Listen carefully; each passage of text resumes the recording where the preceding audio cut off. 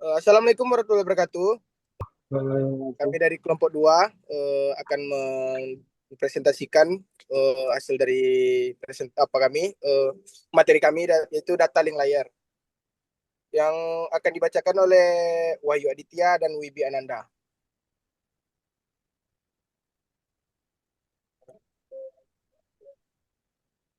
Untuk pengertian akan dibacakan oleh Wibi Ananda.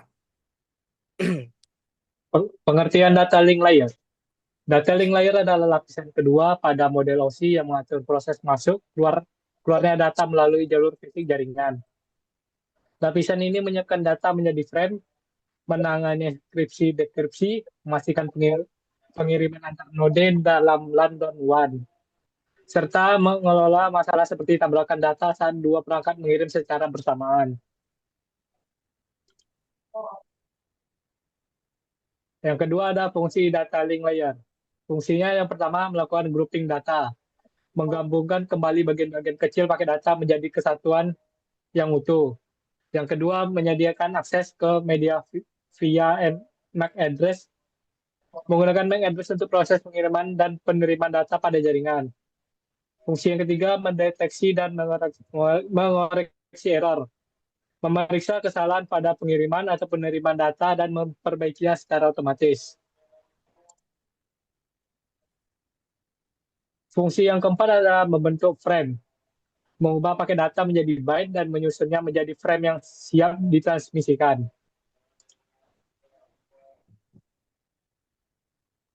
Lalu Protokol selanjutnya akan dibacakan oleh Wahyu Aditya. protokol data link layer. Yang pertama ada SDLC, Synchronous Data Link Control, protokol IBM pada tahun 1975 untuk komunikasi point-to-point dan multi-point digunakan pada SNA, menyediakan koreksi atau pemulihan kesalahan dan memastikan data tiba dengan benar antar titik jaringan. Yang kedua, HDLC, High Level Data Link Control, protokol ISO tahun 1979 berbasis SDLC, bersifat orientasi bit dan mendukung point-to-point serta multi-point. Digunakan luas, termasuk pada X25. Yang ketiga ada SLIP, Serial Line Internet Protocol. Protokol lama untuk membingkai paket IP melalui koneksi dial-up sederhana namun tidak memiliki deteksi atau koreksi kesalahan. Yang keempat, P3 atau Point-to-Point Protocol. Protokol lebih lengkap dibanding SLIP, mendukung berbagai jenis paket, menyediakan framing, deteksi kesalahan, serta menggunakan LCP dan NCP untuk negosiasi konfigurasi. Yang kelima, LCP, Link Control Protocol, bagian dari P3 untuk membangun, mengonfigurasi, menguji, dan mengakhiri link komunikasi. Yang keenam, LAP atau Link Access Procedure, protokol untuk membingkai dan mengirim data pada link point-to-point dengan fitur keandalan, memiliki varian LAPB, LAPD, dan LAPF.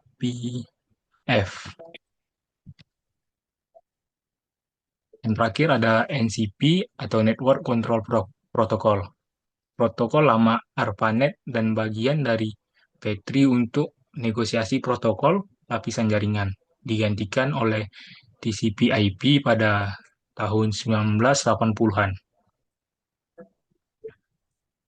Kemudian ada tantangan dan solusi dalam data link layer. Yang pertama, kesalahan data atau error. Tantangannya noise, interferensi, atau kerusakan media menyebabkan bit berubah. Solusinya CRC, checksum, parity, ARQ, dan fake. Yang kedua, collision atau tabrakan data. Tantangannya, dua perangkat mengirim bersamaan menyebabkan data rusak. Solusinya CSMA atau CD, CSMA atau CA, penggunaan switch. Yang ketiga, flow control.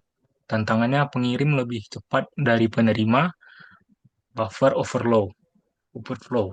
Solusinya stop and wait, sliding window, dan ACK. Yang keempat, framing. Tantangannya basis frame bisa disalahartikan jika data menyerupai delimiter. Solusinya karakter count, byte stuffing, bit stuffing. Yang kelima, MAC addressing atau akses media. Tantangannya banyak perangkat berbagi media, jadi mengakibatkan rebutan akses. Solusinya MAC protokol atau CSMA-CD, CSMA-CA, token passing, switch, pengurangan broadcast domain. Yang keenam, congestion. Tantangannya terlalu banyak traffic, delay, dan frame loss. Solusinya segmentasi jaringan, VLAN, load balance, flow, congestion control. Yang ketujuh, keamanan data link layer. Tantangannya sniffing, MAC spoofing, ARP poisoning. Solusinya port security, DI, enkripsi atau WPA3, VLAN. Yang kedelapan, permasalahan ARP. Tantangannya broadcast berlebihan dan ARP spoofing. Solusi ARP, caching, DAI, APv6, ND. Yang terakhir, duplex mismatch. Tantangannya full duplex versus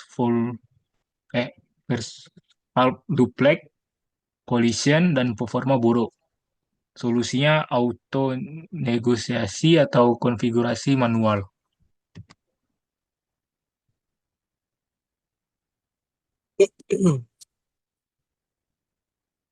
Baik, saya Rinaldi Rizal akan menjelaskan tentang aplikasi praktis data link layer. Data link layer berhubungan langsung dengan perangkat fisik karena bekerja menggunakan MAC, address sebagai alamat fisik jaringan. Beberapa perangkat keras yang beroperasi pada layar ini antara lain NEC atau Network Interface Card atau LIN card. Perangkat yang memungkinkan komputer terhubung ke jaringan. NEC bekerja bersama data link layer untuk proses pengalamatan dan pengiriman data. Lalu yang kedua ada bridge. Perangkat yang memecah atau menggabungkan jaringan serta meneruskan frame berdasarkan MAC address. Bridge bekerja langsung pada data link layer untuk mengatur lalu lintas antar segmen jaringan.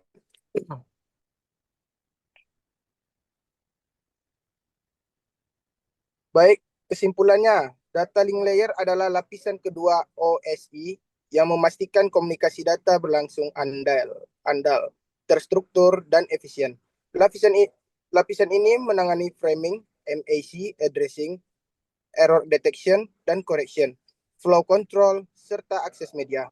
Dengan protokol seperti SDLC, HDLC, Triple P, SLIP, LAP, dan NCP, lapisan ini mendukung komunikasi pada jaringan point-to-point maupun multi-point. Data link layer juga mengatasi tantangan seperti collision, error, congestion, serta ancaman spoofing dan ARP poisoning melalui mekanisme CRC, ARQ, CSMA atau CD, CSMA atau CA, port security, dan VLIN. Perangkat seperti NIC dan bridge turut mendukung kinerja lapisan ini. Secara keseluruhan, data link layer menjadi penghubung penting antara physical layer dan network layer, memastikan data dikirim dengan tepat, aman, dan dapat diandalkan.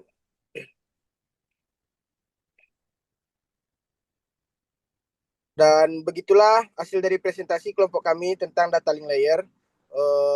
Lebih dan kurang mohon dimaafkan. Wabillahi taufiq wa hidayah. Assalamualaikum warahmatullahi wabarakatuh.